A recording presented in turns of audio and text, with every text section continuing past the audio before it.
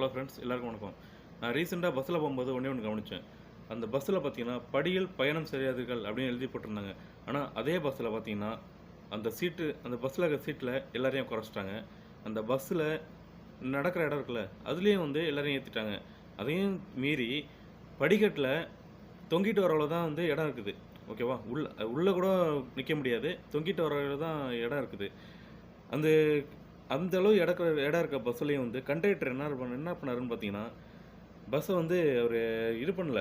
ஆ, எந்த ஸ்டாப்லேயும் நிற்காம போ அப்படின்லாம் சொல்லல. ஏன்னா அந்த இறங்குற ஸ்டாப்பு கூட கிடையாது. ஒரு ஸ்டாப்பில் ஒரு 4-5 பேர் நின்றுட்டுருக்காங்க.